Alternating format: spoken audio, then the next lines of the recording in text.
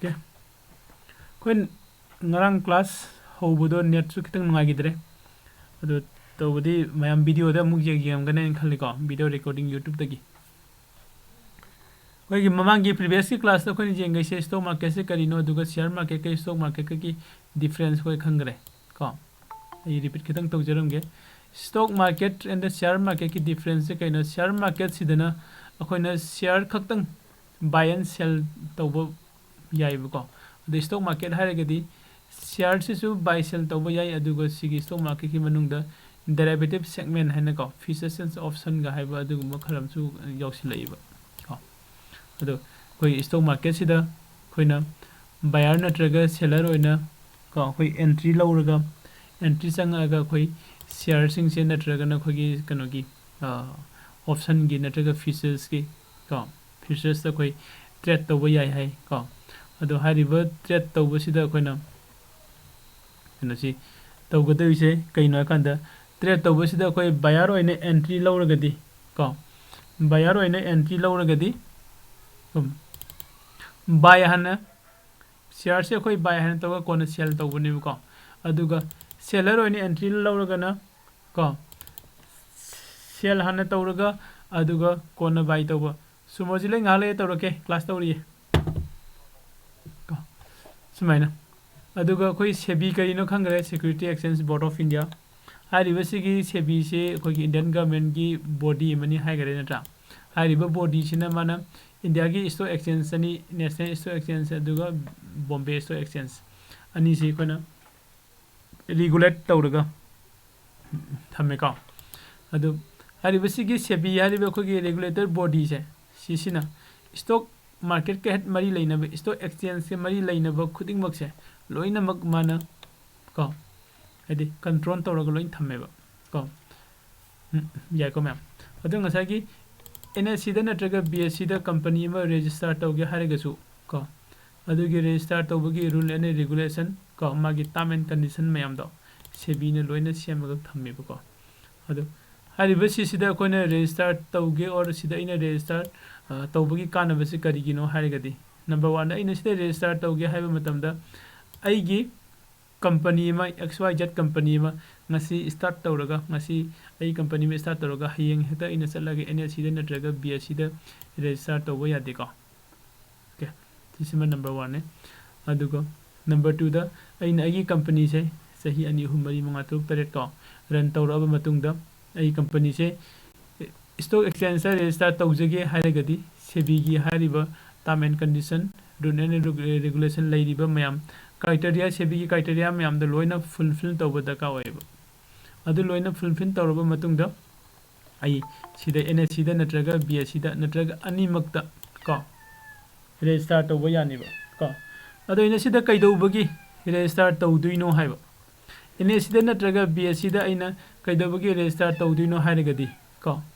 se suppose Zomato aina company ma leire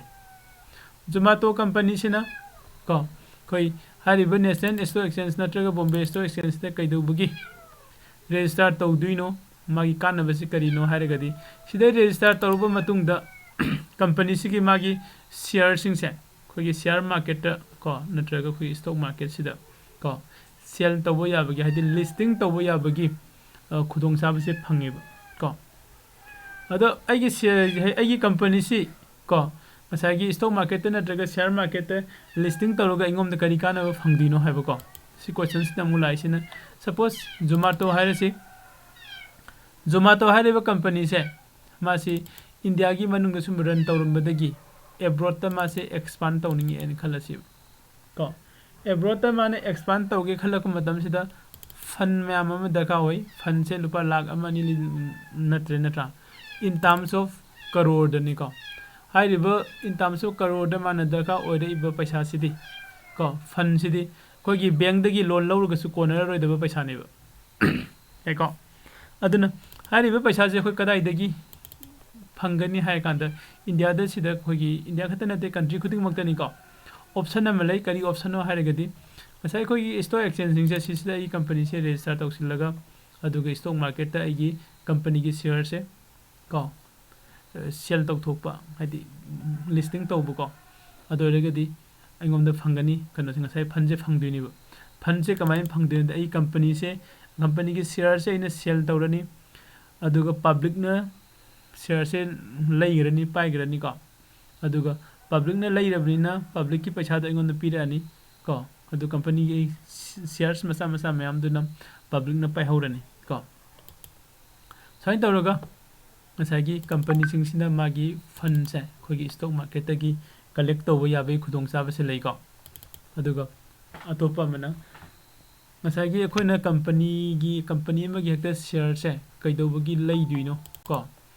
ꯀꯥꯟꯅꯕꯁꯦ ꯀꯔꯤꯅꯣ ꯍꯥꯏꯔꯒꯗꯤ ꯁꯦ ꯁꯄꯣꯁ ꯉꯁꯥꯏꯒꯤ ꯖꯣꯃꯥꯇꯣꯁꯦ ꯁꯨꯝ ꯍꯥꯏꯔꯁꯤ ꯖꯣꯃꯥꯇꯣꯒꯤ ꯃꯥꯒꯤ ꯁꯤꯌꯔꯁꯦ ꯑꯩꯈꯣꯏ ꯁꯤꯌꯔ ꯃꯥꯔꯀꯦꯠꯇ ꯊꯥꯗꯣꯔꯛꯑꯦ ꯀꯣ ꯑꯩꯅꯁꯨ ꯂꯩꯁꯤꯜꯂꯒ ꯊꯝꯃꯦ ꯑꯩꯅ ꯂꯩꯔꯤꯁꯦ ꯀꯔꯤꯒꯤꯅꯣ ꯀꯣ ꯖꯣꯃꯥꯇꯣꯁꯦ ꯑꯩ ꯋꯥꯈꯜꯗ ꯌꯥꯝ ꯐꯕ ꯀꯝꯄꯅꯤꯅꯤ ꯃꯥꯒꯤ ꯀꯩꯅꯣꯁꯦ ꯍꯌꯦꯡ ꯃꯇꯝ ꯈꯔꯒꯤ ꯃꯇꯨꯡꯗ ꯌꯥꯝꯅ ꯆꯥꯎꯅ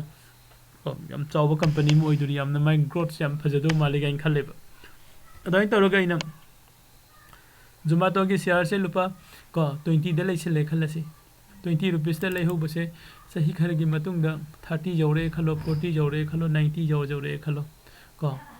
ꯑꯩꯒꯤꯗꯤ ꯄ꯭ꯔꯣꯐꯤꯠ ꯉꯥꯛꯇꯅꯤ ꯅꯠꯇ꯭ꯔꯥ ꯁꯨꯃꯥꯏꯅ ꯑꯩꯈꯣꯏꯅ ꯀꯣ ꯀꯝꯄꯅꯤꯁꯤꯡꯁꯤꯅ ꯅꯦꯁꯅꯦꯜ ꯁ꯭ꯇꯣꯛ ꯑꯦꯛꯁꯆꯦꯟꯖꯇ ꯔꯦꯖꯤꯁꯇꯥꯔ ꯇꯧꯔꯤꯁꯦ ꯀꯔꯤꯒꯤꯅꯣ ꯍꯥꯏꯔꯒꯗꯤ ꯃꯣꯏꯒꯤ ꯀꯝꯄꯅꯤꯁꯤꯒꯤ ꯁꯤꯌꯔꯁꯇꯣ ꯑꯩꯈꯣꯏꯒꯤ ꯁ꯭ꯇꯣꯛ ꯃꯥꯔꯀꯦꯠꯇ ꯂꯤꯁꯇꯦꯠ ꯇꯧꯕ ꯄꯥꯝꯕꯒꯤꯅꯦꯕ ꯌꯥꯏꯀꯣ ꯁꯤꯐꯥꯎꯁꯤ ꯑꯩꯈꯣꯏ ꯑꯌꯥꯝꯕ ꯌꯥꯔꯦ ꯂꯧꯔꯁꯤ ꯑꯗꯣ XYZ ꯀꯝꯄꯅꯤ ꯑꯃ ꯀꯣ ꯁꯦ ꯃꯥꯒꯤ ꯀꯝꯄꯅꯤ ꯑꯃ ꯁꯦ ꯖꯣꯃꯥꯇꯣꯗ ꯍꯥꯏꯔꯁꯤ ꯖꯣꯃꯥꯇꯣꯒꯤ ꯀꯝꯄꯅꯤꯁꯦ ꯁ꯭ꯇꯣꯛ ꯃꯥꯔꯀꯦꯠꯇ ꯂꯩꯔꯦ ꯑꯗꯣ ꯑꯩꯅ ꯖꯣꯃꯥꯇꯣ ꯀꯝꯄꯅꯤꯁꯦ ꯂꯩꯔꯒ ꯂꯣꯡ ꯇꯥꯝꯒꯤ ꯑꯣꯏꯅ ꯂꯧꯔꯒ ꯆꯍꯤ 5ꯒꯤ 10ꯒꯤ 10ꯒꯤ 30ꯒꯤ ꯈꯜꯂꯒ ꯂꯧꯔꯒ ꯊꯝꯒꯦ ꯍꯥꯏꯅ ꯈꯜꯂꯛꯄ ꯃꯇꯝꯗ ꯀꯣ ꯑꯩ ꯉꯁꯥꯏꯒꯤ ꯖꯣꯃꯥꯇꯣ ꯀꯝꯄꯅꯤꯁꯦ ꯀꯔꯤꯅꯣ ꯍꯥꯏꯁꯦ ꯍꯥꯟꯅ ꯈꯪꯕ ꯃꯊꯧ ꯇꯥꯏꯌꯦꯕ ꯆꯨꯝꯃꯤꯀꯣ SBIꯒꯤ ꯂꯧꯒꯦ ꯈꯜꯂꯒꯗꯤ SBIꯗꯤ ꯀꯥ ꯍꯦꯟꯅ ꯊꯤꯔꯨꯗ꯭ꯔꯒꯁꯨ ꯁ꯭ꯇꯦꯠ ꯕꯦꯡꯛ ꯑꯣꯐ ꯏꯟꯗꯤꯌꯥ ꯀꯣ ꯃꯤ ꯈꯨꯗꯤꯡꯃꯛ ꯂꯣꯏꯅ ꯈꯪꯅꯩ ꯖꯣꯃꯥꯇꯣꯒꯨꯝꯕꯁꯤꯗꯤ ꯁꯤꯕꯨ ꯀꯔꯤ ꯀꯝꯄꯅꯤꯅꯣ ꯍꯥꯏꯕ ꯑꯃ ꯂꯩꯒꯅꯤ ꯅꯠꯇ꯭ꯔꯥ ꯑꯗꯣ ꯁꯤꯒꯤ ꯃꯔꯝꯁꯤꯗ ꯑꯩꯈꯣꯏꯅ ꯀꯝꯄꯅꯤꯒꯤ ꯃꯔꯝꯗ ꯑꯩꯈꯣꯏꯅ ꯅꯩꯅꯕꯁꯦ ꯁꯤ ꯑꯩꯈꯣꯏꯅ ꯐꯟꯗꯥꯃꯦꯟꯇꯦꯜ ꯑꯦꯅꯥꯂꯥꯏꯁꯤꯁ ꯍꯥꯏꯅ ꯈꯪꯅꯩꯀꯣ ꯐꯟꯗꯥꯃꯦꯟꯇꯦꯜ ꯑꯦꯅꯥꯂꯥꯏꯁꯤꯁꯁꯤꯗ ꯀꯩꯗꯧꯒꯦ ꯍꯥꯏ ꯀꯥꯟꯗ ꯀꯝꯄꯅꯤꯁꯤꯒꯤ ꯃꯔꯝꯗ ꯅꯩꯅꯗꯣꯏꯅꯤ ꯍꯥꯏꯔꯤꯕ ꯀꯝꯄꯅꯤꯁꯤꯒꯤ ꯁꯦ ꯀꯌꯥꯝ ꯁꯥꯏꯖ ꯀꯌꯥꯝ ꯆꯥꯎꯕ ꯀꯝꯄꯅꯤꯅೋ ꯀꯣ ꯃꯥꯒꯤ ꯃꯥꯔꯀꯦꯠꯀꯤ ꯀꯦꯞꯅ ꯀꯌꯥꯃꯨꯛ ꯂꯩꯕ ꯑꯗꯨꯒ ꯃꯥꯒꯤ ꯁꯤꯌꯔ ꯃꯥꯔꯀꯦꯠꯇ ꯃꯥꯒꯤ ꯁꯤꯌꯔꯁꯦ ꯍꯥꯟꯅ ꯂꯩꯔꯕ꯭ꯔꯥ ꯐꯥꯔꯁ ꯇꯥꯏꯝ ꯑꯣꯏꯔꯤꯕ꯭ꯔꯥ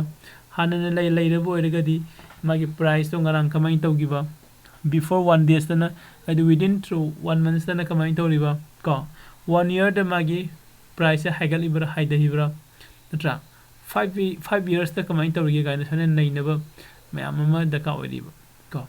ꯁꯤꯒꯤ ꯅꯩꯅꯔꯛꯄ ꯃꯔꯛꯁꯤꯗ ꯑꯩꯈꯣꯏꯅ ꯇꯦꯛꯅꯤꯀꯦल ꯑꯦꯅꯥꯂꯥꯏꯁꯤꯁ ꯍꯥꯏꯕ ꯑꯃ ꯂꯩ ꯐꯟꯗꯥꯃꯦꯟꯇꯦꯜ ꯑꯦꯅꯥꯂꯥꯏꯁꯤस ꯍꯥꯏꯕ ꯑꯃ ꯀꯣ ꯐꯟꯗꯥꯃꯦꯟꯇꯦꯜ ꯑꯦꯅꯥꯂꯥꯏꯁꯤꯁꯅ ꯀꯝꯄꯅꯤꯗꯨꯒꯤ ꯃꯥꯒꯤ ꯐꯟꯗꯥꯃꯦꯟꯇꯦꯜ ꯀꯣ ꯂꯩꯔꯤꯕ ꯃꯥꯒꯤ ꯃꯌꯥꯝꯗꯣ ꯑꯗꯨ ꯅꯩꯅꯕꯁꯦ ꯑꯩꯈꯣꯏꯅ ꯐꯟꯗꯥꯃꯦꯟꯇꯦꯜ ꯑꯦꯅꯥꯂꯥꯏꯁꯤस ꯀꯧꯏꯀꯣ ꯑꯩꯈꯣꯏꯅ ꯐꯟꯗꯥꯃꯦꯟꯇꯦꯜ ꯑꯦꯅꯥꯂꯥꯏꯁꯤस ꯅꯩꯅꯕꯁꯦ ꯁꯄꯣꯁ sida idea haire ko idea sida koina magi fundamental analysis se leina base ko Zerodha da manung da changa ga su ko koina soina phangba ya bai chance lei ko okay si detail info sida su koi sarapa ma ngasai gi Vodafone idea ka limited ni ko formerly hana soina oirame idea oirame si man hairi myam ma ko aduga si detail info Zerodha da koina changa ga su Zerodha gi sida su koi fundamental analysis ko company amagi magi nainaba yaba kaino se sida su phangeba loina ko magi price ki chart ko kyam kana to bo return na kyam toribo 1 day gi 1 week ki 1 month ki ko mathang legare akogi sida forecast kan leidi financial gi leidi peer gain leidi ko holding da kana na holding toriba ko sumaina promoter na kyam pairiba adai di khogi kano na mutual fund da kyam thadari foreign investor adi FII haina leigo yamai khang kini foreign institutional investor haiba investor se India gi investor lei foreign gi su lei ko hai sing sina kya pairiba the return and others means kana sing che kogi investor masa akhoi gumba se sina kyam pairiba gaina si mayam se loina naina ba se sine kona fundamental analysis hai kisi ko the news ta na ke hairiba magi events na ke lege ga haiba ko से कोई अतोप website सिंग सु Young बयाई को investing.com moneycontrol.com सुब ma'am अम लई को अतो इसम तमना कोई जेरोदा दा चंगा सुम येंग सु kai su kai de को जेरोदा सु यामना सी कनो से पावरफुल लोइना हाइदे खोगे दका ओइबो मखैदी पुलअप दुम यावरिबा याइको ओके सिबाव लेरे अदुगा खोइना इक्विटी ट्रेडिंग हाइरेबा ट्रेड तौबगिसे सिसिदा कोना long term da natragana MIS had intraday da trade tauba ko sise kaino jingsi ko koi mamang su wari una de myam ma leire long term da ko na trade lobo natraga MIS da trade lobo ko koi trade kamane logani haibai live da trade lobo inga sai koi live da trade loraga ko koi video recording tawraga YouTube channel da leibani ko myam jingai su jingbio ko odo ko na live da trade lobo si कर्म मतम the लोग दगे कांद market की कोगी trading session तौरिबा को normal कनो से कोगी trading के session पीरिबा मतम से सिदा लोग दमने पुंग मापन मिनट ट्रांगा दगिना पुंग अहुम मखाइ बागी मनुंग दको तो सपोज सिनंगी कनो नें खलसी से करीबा Zerodha account in Kalasi. Go. Thank you, Zerodha account. Sida Masima Cars, the mic and a American Yauriba. Watch list go. Watch list 1, 2, 3, 4 and Yaurigo. Sigi watch list Sidane. Matakta Sida search Cyber Yauri. Go. Mobile Suits man and Yaurigo. Watch list 1, watch list 2, watch list 3 and have any mobile go. Mobile application. The Matakta search any ladies. Search the Sang Viraga. Nang a pamba company. Go. Suppose kari haisiga company में था HiAce Renuka sugar आ गई का Renuka sugar से लौरे बसी Renuka sugar से BSC सु थोरई NSC सु थोरई add तौनिंगम तौका अदो इने NSC तौरे एड का सिदा थोरे का सिदा थोरा कांदे सिदा लैबा इने सिदा माउस ओवर तौरकान थोरई से B ना बाय हाइनी S ना सेल हाइनी अइना बायर ओइने एंट्री लौगे हाय मतम सिगी रेनुका से 22 दा नमगा को सिदा इना लॉन्ग टर्म दा थमगा इंट्राडे से लेरे लॉन्ग टर्म से लेरे को सिदा इ बाय तो यादुइने याइको अइना लॉन्ग टर्म दा बाय तो मतम सिदा अइ BSC दगी लौगे हायरे NSC दगी लौगे हायरे अइ अपाम द से लौबु याइको हजि कनाना हेनो होंगबु येंगो BSC दा न 54.95 ने को NSC देना 54.80 ने को 15 पैसे की कोई डिफरेंस ले को ओके सुबह डिफरेंस तुम उबो फंगनी को खर चावना डिफरेंस लेबा मसोय जिंगहनगे MRF फाइबर कंपनी में लेना था कोई मैं हमने गाड़ी टायर तो कोन अंगा मंगे सुम खंगक पमा सिगी MRF कंपनी से हजि हजि मागे प्राइस शेयर मदर 90,196 नि को हम हाई होय अदो सिदा क्याम खेने के येंगो मागी जम का हने खेनरम देंगा सिदिको कइगुम मतम द सियाम खेनम जावइबा को BSC द होजि 90,200 पीरे NSC द 90,196 को लुपा हुमरी मुकी सांग खेनदि को दोखने सिदा कनम से तोबु जाय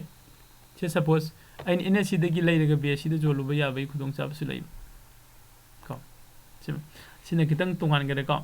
अखोने से संगई से सपोज ए रेनुका सी बाय तौगे हायरगदी दे लाए BSC दगी लौगरे NSC दगी लौगरे नंग लौनिंग मफम दे लौरो कवर ऑर्डर AMO को आइसबॉक्स अनौबनी सी मैम से लोइ तोकथोकरो ए रेगुलर खतंग जेंगसी होजिगी को ए रेगुलर खक जेंगो अदुगा अइना सिदा लॉन्ग टर्म दे लैगे हायदी लॉन्ग टर्म दे सेलेक्ट तौबिरनी आई क्वांटिटी क्या लौदिनो क्वांटिटी मसिंग दो से इबिरनी अदुगा total amount in the peak the way amount of sita later. Echo. Yeah. The 5,480 star cyber thore go hojik se. Go. View charge and the text. Okay. Chilo matam da aina mathagi peak the river text and charging the river. Go. Brokerage charge 0.01. Sebigi turnover fees 0.01. Atra. Exchange turnover fee 0.19 को stamp duty को transaction STT को GST हाइरिबा मयाम से खोगी Indian government की rule की मतुंग इन लौबनी को सिदी खोई पिबम थुए नत्रा अदो अतोपा खोई कनो को मुयिंगसिबा SBI हाइ group State Bank of India को स्टेट बैंक ऑफ इंडिया सिदai long term दा बाय तौरसिब को अइना सिदा शेयर से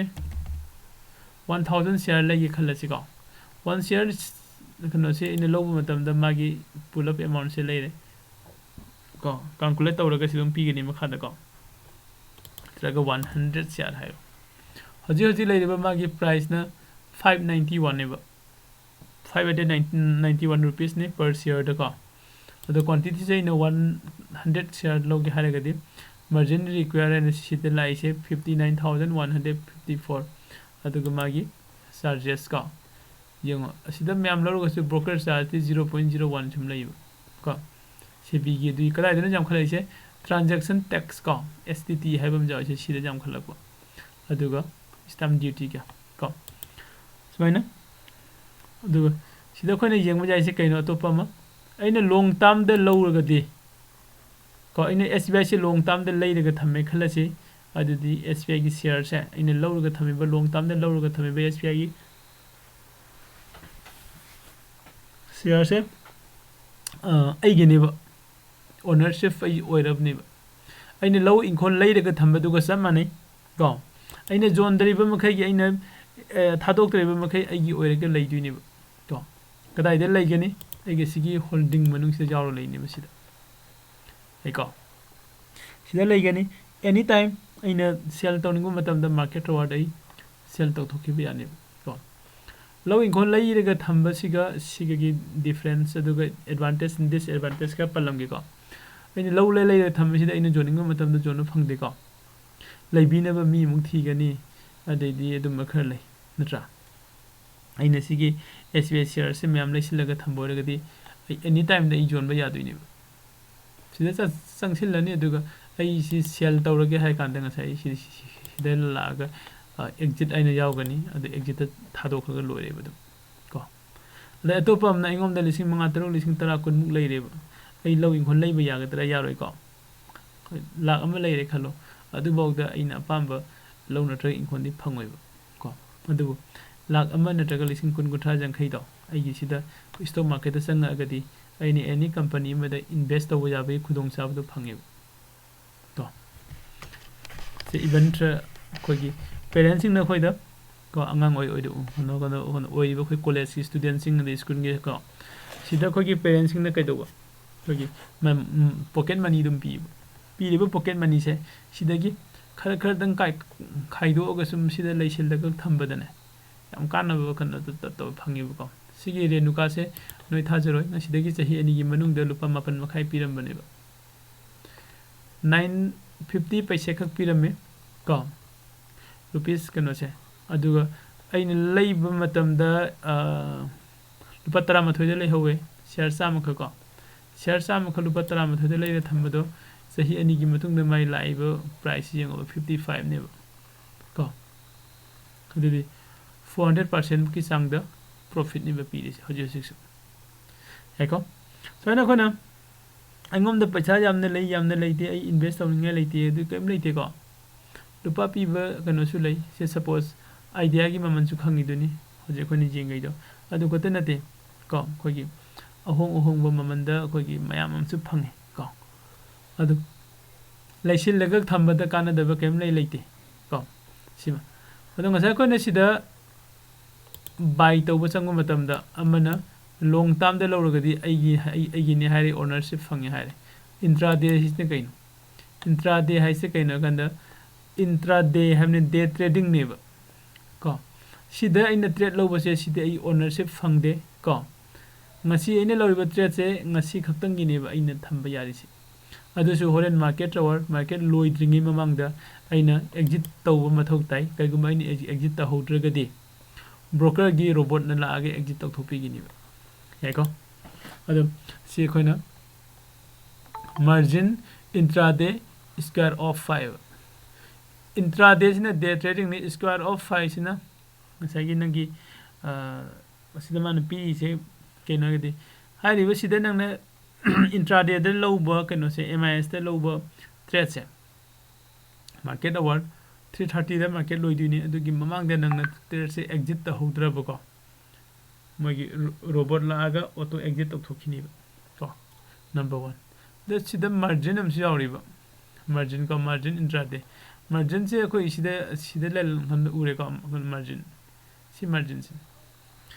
मार्जिन से चु कईदोगे हारगदी हारिबसिगी मार्जिन से सी ngसागी खोइन सिदा लॉन्ग टर्म द लौबददी फुल पेमेंट तवेबको अदुग इंट्राडे द लौरगदी 5x हाइबम नाइबसिदा तो 5x सिगे 5x से करिनो हारगदी सिगे 5x से लिवरेज हाइबनेबको लिवरेज ने लिवरेज पीरकपनेबा माना लिवरेज से करिनो हारगदी ngसागी खोइन कईगुंबा से सपोज टेबल अचौबा माइगम थांगो हारे नत्रगा इन निबेटन दा निबेटन अदुगी टेबल दम ता सुमदम थांबिर मदमा थामंगम दा गुरों गुरों चिंगगा पुगिनि नत्रा अदुबोइने नोय अनि हुमजु माइ दु मतेंग दु पांबियो हारेगदी निबेटन कितंग कनो हाइदि खरे हेन लाइट ओइगनी को अदु लिवरेजिंग हारेगदी सिदे लाइब मीनिंग से लाइटर्स निबा को लाइटर्स कमाइन ओहेलेने हे खरे हेन लाइट ओहनबा मसागी आइना सिदा MRF ता इसे ट्रेड तौगेन संगीब लॉन्ग टर्म दे लौरगदी 90,196 रुपीस से पीदुनिबको तो माइ चार्जेस सिस्टम को ngसागी ब्रोकरेज आदि 0.01 खतने मतम खुदिंग मक्तको कोगे जेरोदा नतबा अतोप्पा कोगी एडवर्टाइज याम तौबा कनो म्याम लेत्रो ग्रो अदु असीदा मोय म्यामना ब्रोकर फ्री ब्रोकर चार्ज दम हाइदो सिसिनिको फ्री ब्रोकर साइज है सी मखागी मयाम सिदी नते फ्री ब्रोकर साइज सिगी 0.01 सिने को सी अदम को सिसिने मोय म्यामना free brokerage free brokerage हाइने अदम एड तविदो सिंगबगी को अद सिदा ngसागी से 90,196 रुपीस पीरगा आई ट्रेड तौगदोबने लॉन्ग टर्म दे लौरदे को अद सेबीना हाइरिसे कइनो हाकांदे नंगना कइगुमे इंट्राडे दे लौरगदी नंगना 90,166 रुपीस पीगदोबदो 18,000 खतंग पीरगा नंग ट्रेड तौबो यानेबा तौबदबु नंगना लौरिबा शेयर से सिदी नंगी नते ngasi खतंग गी नंगना कनो तो लैरगा होरेन प्रॉफिट फंगगा नत्रगा लॉस फंगकांदा थादोखिगदोबने हाइबा को अदो हारिबसे नंगना तौगे हारेगदी नंग 18,000 खतंग पिरो अवाटपदुना अखोइना हापकनी हाइबा तो अदुना सेबीने सुबा रुन से सेमगा थंबसिना आदि लिवरेजिंग गे कनो से रुन से थमगा सेमगा थंबनिना अखोइना सिगुबा यामना कनो ओइबा को अतांग अतांग हाइतारे ममन अयाम अयामबा पैसा म्याम म्याम पीरगा तौगदोबा ट्रेड सिंगसे पैसा से हंदना अखोइगी बजेट तौब ngam-hनबगी अदुमबा खुदोंग चाबसु पीरिबको सुमबा खुदोंग चाबसे अखोइना लिवरेज हाइरा खंगनैको लिवरेजिंग कनो सिदा खोगी स्टॉक मार्केट के तामदा याइको मरक सिदा कनागुम क्वेश्चन हंगनिंगबा लेगा सुम हंगबिरोको अदो खोइ लॉन्ग टर्म द लौरगा थंबसिदी अदुकी मतिक याम कानै को अदुकी मतिक याम कानै सिदा खोगी कनो से वॉरेन बफेट मैम ने खंगी दिने मान हाइरबम लै if you don't find a way to make money while you sleep ko you will work ko until you die have nangna tumi ngai da natraga nangna sari ngai da natraga nangna thai ngai da nangna vacation sali ngai da ko any time da ka kanu tawringi atopa thaba am tawringi da kai tawringi sidana nangi paisa se masa matom dang ko semhan bayabagi way ama leitragadi ko nang se nang sidri ba thabak sugadabne haibne yai ko aduna sida lai se khogi passive income haiba duga active income haiba lai go adugi passive income dune ba man semo hairei se yai ko aduna khoina kana gumba hoji ko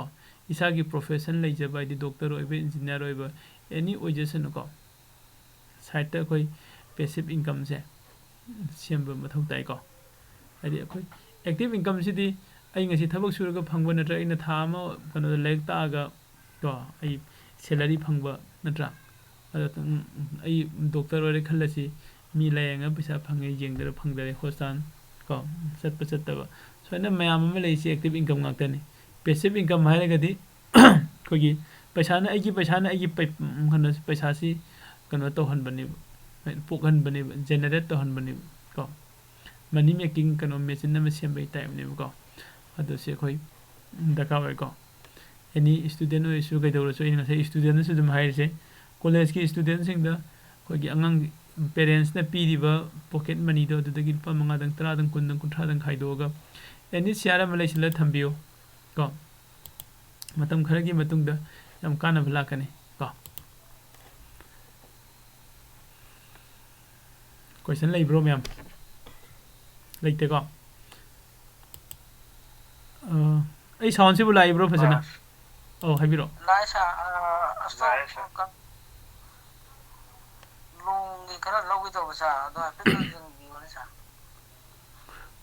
ꯑꯩꯈꯣꯏꯒꯤꯁꯦ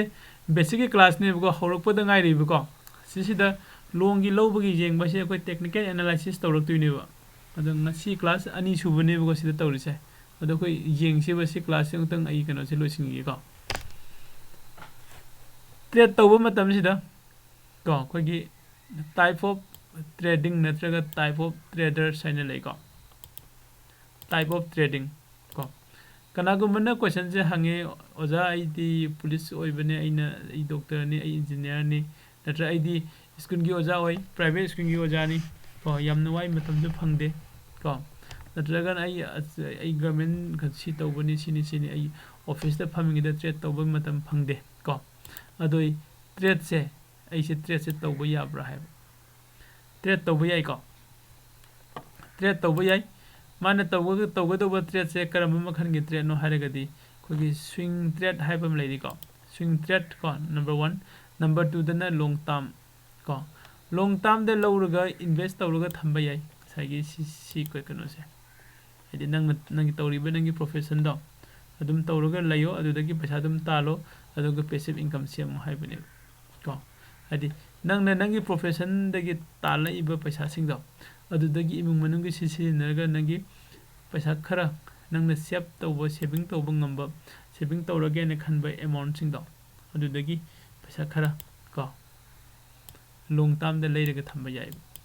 ꯑꯗꯩꯗꯤ ꯑꯇꯣꯞꯄ ꯑꯃꯅ ꯑꯩꯉꯣꯟꯗ ꯄꯩꯁꯥ ꯑꯍꯦꯟꯕ ꯂꯩꯔꯦ ꯈꯜꯂꯁꯤ ꯂꯨꯄꯥ 20, 30, 40, 50, ꯂꯥꯛ 1, 2 ꯂꯩꯔꯦ ꯈꯜꯂꯁꯤ ꯍꯥꯏꯔꯤꯕ ꯄꯩꯁꯥꯁꯦ ꯑꯩ ꯇ꯭ꯔꯦꯗꯇ ꯊꯥꯗꯒꯦ ꯈꯜꯂꯦ ꯑꯗꯨꯗꯤ ꯁ꯭ꯋꯤꯡ ꯇ꯭ꯔꯦꯗ ꯍꯥꯏꯕ ꯑꯃꯁꯨ ꯂꯩꯔꯤꯀꯣ ꯁ꯭ꯋꯤꯡ ꯇ꯭ꯔꯦꯗꯁꯤꯅ ꯉꯁꯥꯏꯒꯤ ꯑꯩꯈꯣই ꯉꯁꯤꯁꯦ ꯂꯧꯔꯝꯃꯒ ꯀꯣ ꯅꯨꯃꯤꯠ 5ꯅꯤꯒꯤ ꯃꯇꯨꯡꯗ 10ꯅꯤꯒꯤ ꯃꯇꯨꯡꯗ 7 ꯗꯦꯖꯀꯤ ꯃꯇꯨꯡꯗ ꯀꯣ ꯑꯗꯨꯃꯥꯏꯅ ꯇꯧꯔꯒ ꯑꯩꯈꯣꯏꯅ ꯀꯩꯅꯣꯁꯦ ꯂꯧꯊꯣꯛꯄ ꯌꯥꯒꯅꯦꯕ ꯍꯥꯏꯗꯤ ꯄ꯭ꯔꯣꯐꯤꯠꯇꯨ ꯂꯧꯕ ꯌꯥꯅꯦꯕ ꯌꯥꯏꯀꯣ ꯃꯌꯥꯝ ꯑꯗꯨꯅ ꯑꯩꯈꯣꯏꯅ ꯑꯩ ꯏꯟꯖꯤꯅꯤꯌꯥꯔꯅꯤ ꯑꯗꯨꯅꯤ ꯑꯗꯥꯅꯤ ꯇ꯭ꯔꯦꯗ ꯌꯥꯝ ꯇꯧꯅꯤꯡꯉꯤ ꯃꯇꯝ ꯂꯩꯇꯦ ꯇ꯭ꯔꯦꯗ ꯇꯧꯕ ꯐꯪꯗꯦ ꯍꯥꯏꯕꯗꯣ ꯇ꯭ꯔꯦꯗ ꯇꯧꯕ ꯌꯥꯏꯀꯣ ꯇ꯭ꯔꯦꯗ ꯇꯧꯕ ꯍꯥꯏꯗꯤ ꯏꯟꯇ꯭ꯔꯥꯗꯦ ꯇꯧꯕꯗꯤ ꯌꯥꯔꯔꯣꯏ ꯇꯧꯕꯇꯕꯨ ꯂꯣꯡ ꯇꯥꯔꯝꯗ ꯂꯧꯔꯒ ꯇ꯭ꯔꯦꯗ ꯂꯧꯕ ꯌꯥꯅꯤ ꯁ꯭ꯋꯤꯡꯗ ꯂꯧꯔꯒ ꯇ꯭ꯔꯦꯗ ꯂꯧꯕ ꯌꯥꯅꯤ ꯏꯚꯟ ꯑꯩꯈꯣꯏꯒꯤ ꯑꯣꯞꯁꯟꯗꯁꯨ ꯑꯩꯈꯣꯏꯒꯤ ꯇꯣꯉꯥꯟꯕ ꯍꯦꯗꯖꯤꯡ ꯍꯥꯏꯅ ꯂꯩꯗꯨꯒꯤ ꯍꯦꯗꯖꯤꯡꯁꯤꯒꯤ ꯑꯩꯈꯣꯏꯒꯤ ꯀꯩꯅꯣꯁꯤ ꯏꯁꯇ꯭ꯔꯦꯇꯦꯖꯤ ꯃꯈꯜ ꯂꯩ ꯑꯗꯨꯗꯒꯤ ꯆꯥꯅꯕ ꯏꯁꯇ꯭ꯔꯦꯇꯦꯖꯤ ꯑꯃ ꯈꯜꯂꯒ ꯑꯗꯨꯝ ꯂꯧꯔꯒ ꯊꯝꯕꯁꯨ ꯌꯥꯅꯤꯀꯣ ꯑꯗꯨꯃꯥꯏꯅ ꯂꯩꯈꯔꯦ ꯁꯤꯗ ꯏꯁꯇꯣꯛ ꯗꯤꯕꯤꯗꯦꯟ ꯍꯥꯏꯕ ꯑꯃꯁꯨ ꯂꯥꯛꯑꯦ ꯏꯁꯇꯣꯛ ꯗꯤꯕꯤꯗꯦꯟꯁꯤꯅ ꯀꯩꯅꯣ ꯍꯥꯏꯔꯀꯥꯟꯗ ꯑꯩꯅ ꯁꯤꯗ ꯂꯣꯡ ꯇꯥꯔꯝꯗ ꯂꯧꯔꯒ ꯊꯝꯕ ꯀꯩꯅꯣꯁꯤꯡꯁꯦ ꯀꯝꯄꯅꯤꯗꯣ ꯑꯗꯨꯒꯤ ꯃꯥꯒꯤ ꯀꯣ ꯀꯝꯄꯅꯤꯁꯤ ꯑꯃꯒꯤ ꯆꯍꯤ ꯑꯃꯒꯤ ꯃꯥꯒꯤ ꯄ꯭ꯔꯣꯐꯤꯠ ꯑꯦꯟड ꯂꯣꯁ ꯍꯥꯏꯗꯤ ꯃꯥꯒꯤ ꯇꯔꯟ ꯑꯣꯚꯔꯗꯨꯒꯤ ꯃꯇꯨꯡ ꯏꯟꯅ ꯀꯣ ꯇꯔꯟ ꯑꯣꯚꯔꯗꯨꯒꯤ ꯃꯇꯨꯡ ꯏꯟꯅ ꯀꯣ ꯀꯝꯄꯅꯤꯁꯤꯅ ꯀꯩꯗꯧꯒꯦ ꯀꯥꯟꯗ ꯃꯣꯏꯒꯤ ꯖꯦꯅꯔꯦꯜ ꯕꯣꯗꯤ ꯃꯤꯇꯤꯡꯁꯦ ꯐꯝꯃꯕ ꯃꯇꯨꯡꯗꯅꯦ ꯃꯥꯒꯤ ꯁꯤꯌꯥꯔ ꯍꯣꯜꯗꯔꯁꯤꯡꯁꯦ ꯍꯥꯏꯗꯤ ꯀꯝꯄꯅꯤꯗꯨꯒꯤ ꯁꯤꯌꯔꯁ ꯂꯩꯔꯒ ꯀꯣ ꯊꯝꯃꯤꯕ ꯃꯤꯁꯤꯡꯗꯣ ꯀꯣ ꯀꯝꯄꯅꯤꯗ ꯏꯟꯚꯦꯁט ꯇꯧꯔꯤꯕ ꯃꯤꯁꯤꯡꯗꯣ ꯑꯗꯨꯗꯨꯗ ꯆꯍꯤ ꯑꯃꯒꯤ ꯃꯣꯏꯒꯤ ꯄ꯭ꯔꯣꯐꯤꯠꯇꯨꯗꯒꯤ ꯀꯣ ꯕꯣꯅꯁꯀꯤ ꯇꯥꯏꯞꯇ ꯆꯍꯤ ꯃꯗꯨꯒꯤ ꯍꯥꯏꯗꯤ ꯄꯩꯁా ꯌꯥꯝꯕ ꯌꯥꯝꯗꯕ ꯈꯔ ꯃꯣꯏꯅ ꯄꯩꯁా ꯈꯔ ꯈꯥꯏꯔꯤꯕ ꯄꯔ ꯁꯤꯌꯔꯗ ꯍꯥꯏꯔꯤꯕꯗꯨꯒꯤ ꯃꯣꯏꯅ ꯄꯤꯔꯛꯏꯕ ꯂꯥꯏꯛ ꯑꯩꯈꯣꯏꯒꯤ ꯀꯩꯅꯣꯒꯤ ꯕꯣꯅꯁꯀꯤ ꯇꯥꯏꯞꯇ ꯄꯤꯔꯛꯏꯕ ꯀꯩꯅꯣꯁꯦ ꯁꯤꯁꯦ ꯑꯩꯈꯣꯏꯅ ꯗꯤꯕꯤꯗꯦꯟ ꯍꯥꯏꯔ ꯈꯪꯅꯩꯕ ꯀꯣ ꯑꯗꯨ ꯗꯤꯕꯤꯗꯦꯟꯁꯦ ꯑꯩꯈꯣꯏꯅ ꯁꯄꯣꯁ MRF ꯌꯦꯡꯁꯤ MRFꯇ ꯂꯥꯛꯑꯀꯥꯟꯗ ꯉꯁꯥꯏꯒꯤ ꯁꯤꯗ ꯐꯟꯗꯥꯃꯦꯟꯇꯦꯜ ꯀꯣ ꯐꯟꯗꯥꯃꯦꯟꯇꯦꯜ ꯑꯦꯅꯥꯂꯥꯏꯁꯤꯁꯇ ꯂꯥꯛꯁꯤ ꯀꯣ ꯁꯨꯝ ꯌꯦꯡꯊꯣꯛꯁꯤꯕ ꯆꯥꯎꯔꯥꯛꯄ ꯑꯃꯀꯣ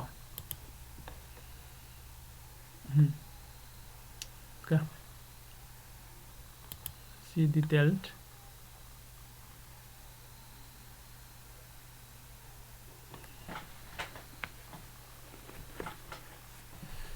holding peers financial dividend return ꯑꯩꯈꯣꯏꯅ ꯁ꯭ꯋꯥꯏꯗ dividend ꯎꯈꯤꯕꯅꯤꯀꯣ ꯃꯥꯒꯤ dividend yield ꯁꯤ ꯅꯠꯇꯕ ꯑꯩꯈꯣꯏꯒꯤ ꯆꯍꯤ ꯑꯃꯗ ꯃꯥꯒꯤ dividend ꯀꯌꯥ ꯀꯌꯥ ꯄꯤꯒꯦꯒ ꯍꯥꯏꯕꯀꯣ ꯐꯥꯏꯅꯥꯟꯁꯤꯌꯦꯜꯗ ꯀꯩꯀꯩ ꯂꯩꯕ ꯌꯦꯡꯉꯣ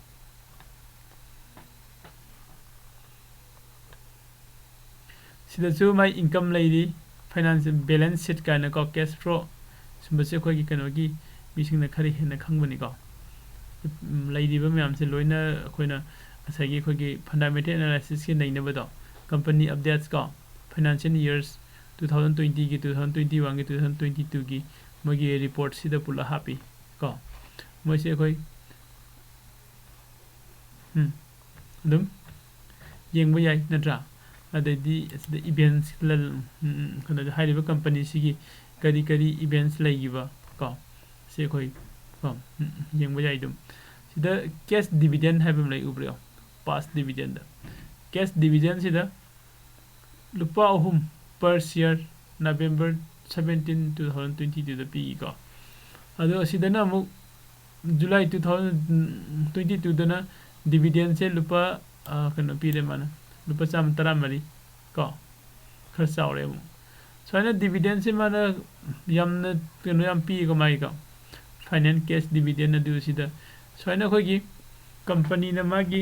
ꯄ꯭ꯔꯣꯐꯤꯠ ꯑꯦꯟड ꯂꯣꯁꯇꯨꯒꯤ ꯃꯇꯨꯡ ꯏꯟꯅ ꯍꯥꯏꯗꯤ ꯇꯔꯟ ꯑꯣꯚꯔꯗꯨꯒꯤ ꯃꯇꯨꯡ ꯏꯟꯅ ꯀꯣ ꯑꯩꯈꯣꯏꯒꯤ ꯃꯥꯒꯤ ꯀꯩꯅꯣꯁꯤꯗ ꯑꯩꯈꯣꯏꯒꯤ ꯁꯤꯌꯔ ꯍꯣꯜꯗꯔꯁꯤꯡꯁꯤꯗ ꯍꯥꯏꯇꯥꯔꯦ ꯏꯟꯚꯦꯁꯇꯔꯁꯤꯡꯁꯤꯗꯀꯣ ꯉꯁꯥꯏꯒꯤ ꯆꯍꯤ ꯑꯃꯒꯤ ꯅꯠꯇ꯭ꯔꯒ ꯀ꯭ꯋꯥꯔꯇꯔꯂꯤ ꯅꯠꯇ꯭ꯔꯒ ꯍꯥꯐ ꯏꯌꯔꯂꯤ ꯀꯣ ꯕꯣꯅꯁꯀꯤ ꯇꯥꯏꯞꯇ ꯄꯤꯕ ꯑꯦꯃꯥꯎꯟꯇꯣ ꯑꯗꯨꯗꯨꯅꯤ ꯗꯤꯕꯤꯗꯦꯟ ꯍꯥꯏꯔꯤꯁꯤꯀꯣ ꯑꯗꯣ ꯁꯤꯗ ꯑꯩꯈꯣꯏ IPO ꯍꯥꯏꯕ ꯑꯃ ꯂꯩ ꯏꯅꯤꯁꯤꯌꯦꯜ ꯄꯥꯕ꯭ꯂꯤꯛ ꯑꯣꯐꯔꯤꯡ ꯀꯣ ꯍꯥꯏꯔꯤꯕꯁꯤꯒꯤ IPO ꯏꯅꯤꯁꯤꯌꯦꯜ ꯄꯥꯕ꯭ꯂꯤꯛ ꯑꯣꯐꯔꯤꯡꯁꯦ ꯀꯔꯤꯅꯣ ꯍꯥꯏꯔꯒꯗꯤ ꯀꯝꯄꯅꯤ ꯑꯃꯒꯤ ꯏꯍꯥꯟ ꯍꯥꯟꯅ ꯐꯥꯔꯁ ꯇꯥꯏꯝ ꯃꯥꯒꯤ ꯐꯥꯔꯁ ꯇꯥꯏꯝ ꯃꯥꯒꯤ ꯁꯤꯌꯔꯁ ꯃꯥꯔꯀꯦꯠꯇ ꯂꯤꯁꯇꯤꯡ ꯀꯩꯅꯣ ꯇꯧꯔꯛꯄꯒꯤ ꯄ꯭ꯔꯣꯁꯦꯁꯇꯣ ꯍꯥꯏꯗꯤ ꯂꯤꯁꯇꯤꯡ ꯏꯍꯥꯟ ꯍꯥꯟꯅ ꯇꯧꯕꯁꯦ ꯁꯤꯁꯤꯅꯤꯀꯣ IPO ꯍꯥꯏꯅ ꯈꯪꯅꯔꯤꯁꯦ ꯁꯤꯒꯤ IPOꯁꯦ ꯀꯔꯤꯅꯣ IPOꯁꯦ ꯑꯩꯈꯣꯏ ꯂꯩꯕ ꯌꯥꯕ꯭ꯔꯥ IPOꯗ ꯑꯩꯈꯣꯏ ꯏꯟꯚꯦꯁ ꯀꯃꯥꯏꯅ ꯇꯧꯒꯅꯤ ꯀꯣ IPOꯁꯦ ꯑꯩꯈꯣꯏꯅ ꯂꯧꯔꯒꯗꯤ ꯀꯗꯥꯏꯗꯒꯤ ꯂꯧꯗꯣꯏꯅꯣ ꯀꯣ ꯁꯤꯒꯨꯝꯕ ꯃꯌꯥꯝꯁꯦ ꯍꯌꯦꯡ ꯑꯩꯈꯣꯏ ꯑꯃꯨꯛ ꯀꯩꯅꯣꯗ ꯇꯧꯁꯤꯀꯣ ꯍꯥꯏꯗꯤ ꯍꯌꯦꯡꯒꯤ ꯀ꯭ꯂꯥꯁꯇ ꯑꯩꯈꯣꯏ ꯅꯩꯅꯁꯦ ꯀꯣ ꯑꯗꯣ IPOꯁꯦ ꯑꯩꯈꯣꯏ ꯁꯤꯗꯁꯨ ꯖꯦꯔꯣꯗꯥ ꯑꯦꯀꯥꯎꯟꯗ ꯆꯪꯉꯒꯅꯦ ꯀꯣ ꯖꯦꯔꯣꯗꯥ ꯑꯦꯀꯥꯎꯟꯗ ꯆꯪꯉꯒ ꯑꯣꯔꯗꯔꯗ ꯂꯥꯛꯑꯀꯥꯟꯗ ꯁꯤꯗ IPO ꯂꯩꯔꯦꯀꯣ ꯀꯣ ꯁꯤꯗ ꯙꯔꯅꯤ ꯀꯥꯏꯅ ꯂꯩꯔꯤꯁꯦ ꯍꯧꯖꯤꯛ ꯑꯣꯄꯟ ꯇꯧꯔꯤ ꯀꯣ ꯑꯦꯔꯤꯁꯇꯣ ꯀꯣ ꯍꯧꯖꯤꯛ ꯑꯣꯄꯟ ꯇꯧꯔꯤ ꯁꯨꯃꯥꯏꯅ ꯑꯩꯈꯣꯏꯅ IPO ꯂꯣꯏꯈ꯭ꯔꯕ IPO ꯃꯌꯥꯝ ꯑꯃ ꯂꯩꯔꯤ upcoming IPOꯁꯨ ꯂꯩꯔꯤ ꯁꯤꯗ ꯀꯣ ꯁꯨꯃꯥꯏꯅ IPOꯁꯦ ꯑꯩꯈꯣꯏ ꯀꯔꯤꯅꯣ ꯑꯗꯨꯒ ꯁꯤꯗ ꯑꯩꯈꯣꯏ ꯏꯟꯚꯦꯁ ꯇꯧꯕ ꯌꯥꯕ꯭ꯔꯥ ꯏꯟꯚꯦꯁ ꯇꯧꯔꯀꯥꯟꯗ ꯃꯥꯁꯦ ꯅꯨꯃꯤꯠ ꯀꯌꯥꯅꯤ ꯏꯟꯚꯦꯁ ꯇꯧꯒꯗꯒꯦ ꯀꯣ IPOꯗ ꯏꯟꯚꯦꯁ ꯇꯧꯒꯗꯕ ꯑꯦꯃꯥꯎꯟꯠꯁꯦ ꯀꯌꯥꯃꯨꯛ ꯇꯧꯗꯣꯏꯅꯣ ꯑꯗꯨꯗꯩꯗꯤ ꯑꯩꯈꯣꯏꯒꯤ ꯃꯤꯅꯤꯃꯝꯗ ꯍꯥꯏꯗꯤ ꯀꯌꯥꯃꯨꯛ ꯍꯥꯏꯗꯤ ꯌꯥꯝ ꯄꯤꯛꯅ ꯑꯩ ꯀꯌꯥꯐꯧ ꯇꯧꯕ ꯌꯥꯒꯦꯒ ꯍꯥꯏꯕꯗꯣ ꯁꯤ ꯃꯇꯥꯡꯁꯤꯗ ꯍꯌꯦꯡ ꯑꯩꯈꯣꯏ ꯄꯨꯟꯅ ꯌꯦꯡꯃꯤꯟꯅꯁꯦ ꯌꯥꯏꯀꯣ ꯑꯗꯨꯒ ꯉꯁꯤꯗꯤ ꯁ꯭ꯋꯥꯏꯗ ꯂꯣꯏꯁꯤꯜꯂꯒꯦ ꯀꯣ ꯑꯗꯨꯒ ꯍꯣꯔꯦꯟ ꯑꯩ ꯄꯨꯡ 9 ꯑꯗꯨꯋꯥꯏꯗ 9 ꯈꯤꯇꯪ ꯍꯦꯜꯂꯛꯄꯗꯨꯗ ꯑꯃꯨꯛ ꯂꯥꯛꯆꯒꯦ ꯃꯌꯥꯝ ꯀꯣ ꯂꯤꯡꯛ ꯁꯤꯌꯔ ꯇꯧꯖꯔꯛꯀꯦ ꯑꯗꯨꯒ ꯇꯦꯛꯅꯤꯀꯦꯜ ꯑꯦꯅꯥꯂꯥꯏꯁꯤꯁ ꯉꯁꯥꯏꯒꯤ ꯑꯩꯈꯣꯏꯒꯤ ꯑꯣꯖꯥ ꯂꯣꯀꯦꯜꯅ ꯍꯥꯏꯕꯗꯣ ꯀꯣ ꯀꯝꯄꯅꯤ ꯐꯟꯗꯥꯃꯦꯟꯇꯦꯜꯒꯤ ꯃꯇꯥꯡꯗꯨꯗ ꯑꯩꯈꯣꯏ ꯌꯦꯡꯃꯤꯟꯅꯁꯤ ꯄꯨꯟꯅ ꯀꯣ ꯑꯧ ꯍꯥꯏꯕꯤꯔꯛꯑꯣ ꯑꯩ ꯒ꯭ꯌꯥꯟꯗꯅꯦ ꯁꯥꯔ ꯑꯣ ꯒ꯭ꯌꯥꯟꯗ ꯍꯥꯏꯕꯤꯔꯛꯑꯣ ꯅꯍꯥꯟꯃꯨꯛꯀꯤ ꯁꯥꯔ ꯌꯨꯁ ꯃꯥꯔꯖꯤꯟ ꯇꯧꯕꯒꯤ ꯑꯃ ꯑꯃꯒ ꯐꯥꯖꯤꯜꯂꯒ ꯊꯝꯃꯒ ꯑꯩꯅ ꯑꯗꯨꯗꯣ ꯃꯣꯏꯅ ꯐꯥꯖꯤꯜꯂꯒ ꯔꯤꯇꯔꯟ ꯇꯧꯔꯛꯇꯦꯕ ꯑꯗꯨ ꯗꯦꯕꯤꯠ ꯂꯣꯝꯗ ꯆꯠꯈ꯭ꯔꯦꯕꯀꯣ ꯑꯗꯨ ꯀꯔꯤ ꯂꯩꯕꯒꯤ ꯑꯣꯏꯖꯥꯠꯅ ꯑꯩꯅ ꯂꯣꯡ ꯁ꯭ꯇ꯭ꯔꯦꯗꯜꯒꯤꯗꯨꯗ ꯀꯩꯅꯣꯒꯤꯗꯣ ꯑꯗꯨꯗ ꯄꯥꯟꯕꯗꯣ ꯑꯗꯨ ꯊꯝꯕꯒꯤ ꯑꯣꯏꯖꯥꯠꯅꯦꯕ ꯍꯣꯜꯗꯤꯡ ꯑꯣꯏꯕꯒꯤ ꯁꯦꯜ ꯍꯣꯜꯗꯤꯡ ꯑꯣꯏꯕꯒꯤ ꯑꯣꯏꯕꯩꯅꯣ ꯁꯥꯔ ꯑꯗꯨꯕꯣ ꯌꯨꯁ ꯃꯥꯔꯖꯤꯟꯗꯨꯗꯤ ꯅꯪꯒꯤ ꯍꯣꯜꯗꯤꯡ ꯂꯩꯔꯒꯗꯤ ꯌꯨꯁ ꯃꯥꯔꯖꯤꯟ ꯈꯔꯗꯤ ꯑꯗꯨꯝ ꯂꯩꯒꯅꯤ ꯐꯥꯖꯤꯜꯂꯒ ꯑꯗꯨꯒ ꯅꯍꯥꯟꯅ ꯍꯥꯏꯕꯗꯣ ꯅꯪꯒꯤ ꯌꯨꯁ ꯃꯥꯔꯖꯤꯟꯗꯣ ꯌꯨꯁ ꯃꯥꯔꯖꯤꯟꯁꯦ ꯅꯪꯅ ꯐꯪꯉꯒꯦ ꯍꯥꯏꯔꯒꯗꯤ ꯅꯪꯒꯤ ꯇ꯭ꯔꯦꯗꯇꯣ ꯊꯥꯗꯣꯛꯈ꯭ꯔꯕ ꯃꯇꯨꯡꯗ ꯍꯥꯏꯗꯤ ꯅꯣꯡꯃꯁꯦ ꯄꯨꯔꯥ ꯇ꯭ꯔꯦꯗ ꯇꯧꯗꯕꯤ ꯊꯝꯃꯣꯕꯀꯣ ꯑꯗꯨꯝ ꯌꯨꯁ ꯃꯥꯔꯖꯤꯟꯗꯣ ꯄꯨꯔꯥ ꯀ꯭ꯂꯤꯌꯥꯔ ꯑꯣꯏꯔꯛꯀꯅꯤ ꯂꯣꯏꯅ ꯑꯗꯣ ꯑꯩꯅ ꯍꯥꯏꯖ ꯁꯥꯔ ꯑꯗꯨꯕꯨꯗꯤ ꯄ꯭ꯔꯣꯐꯤꯠ ꯂꯥꯛꯑꯦ ꯌꯥꯝꯕꯨ ꯌꯥꯝꯗꯦ ꯄ꯭ꯔꯣꯐꯤꯠꯇꯣ ꯂꯧꯊꯣꯛꯑꯀꯥꯟꯗ ꯌꯨꯁ ꯃꯥꯔꯖꯤꯟꯗꯣ ꯑꯗꯨꯝ ꯐꯥꯖꯅ ꯊꯝꯃꯦꯗꯅ ꯑꯗꯨꯒ ꯀꯛꯊꯠꯈꯤꯕ ꯃꯥꯏꯅꯁ ꯇꯧꯈꯤꯕ ꯗꯦꯕꯤꯠ ꯇꯧꯈꯤꯕ ꯌꯨꯁ ꯃꯥꯔꯖꯤꯟꯗꯨꯗꯤ ꯗꯦꯕꯤꯠ ꯇꯧꯔꯣꯏ ꯅꯪꯒꯤ ꯗꯦꯕꯤꯠ ꯇꯧꯔꯤꯗꯨꯗꯤ ꯀꯔꯤꯒꯤꯅꯣ ꯍꯥꯏꯗꯣ ꯁ꯭ꯇꯦꯠꯃꯦꯟꯗ ꯌꯦꯡꯉꯣ ꯂꯣꯏ ꯏꯔꯝꯒꯅꯤ ꯖꯦꯔꯣꯗꯥ ꯁ꯭ꯇꯦꯠꯃꯦꯟꯇꯣ ꯑꯗꯨꯗ ꯂꯣꯏꯅ ꯏꯕꯅꯦꯕ ꯑꯩꯈꯣꯏ ꯐꯟꯗ ꯆꯪꯉꯀꯥꯟꯗ ꯁꯤꯗ ꯑꯩꯈꯣꯏꯒꯤ ꯁ꯭ꯇꯦꯠꯃꯦꯟ ꯑꯃ ꯌꯥꯎꯋꯤꯗꯅ ꯚ꯭ꯌू ꯁ꯭ꯇꯦꯠꯃꯦꯟꯗꯣ ꯆꯪꯉꯣ ꯑꯗꯨꯗ ꯍꯥꯏꯗꯤ ꯅꯪ ꯍꯧꯖꯤꯛ ꯗꯦꯕꯤꯠ ꯇꯧꯒꯦ ꯍꯥꯏꯗꯣ ꯀꯔꯤ ꯃꯔꯝꯒꯤ ꯗꯦꯕꯤꯠ ꯇꯧꯔꯤꯅꯣ ꯂꯣꯏꯅ ꯀꯩꯅꯣ ꯄꯤꯔꯝꯒꯅꯦꯕ ꯀꯃꯦꯟ detail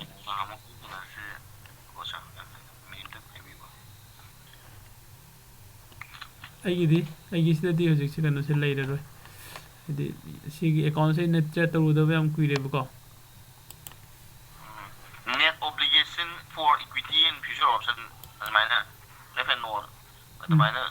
lisingani chamma lisingani chani sumaina dr na mena kakkiba sa adu credit ta magi di my credit la se my kakki ji maram nam di khangdaba adugi sa kai knowledge lai sa ta khangi WhatsApp to the share tawbirone ai kan jengati net obligation for equity and futures ada lai bai ta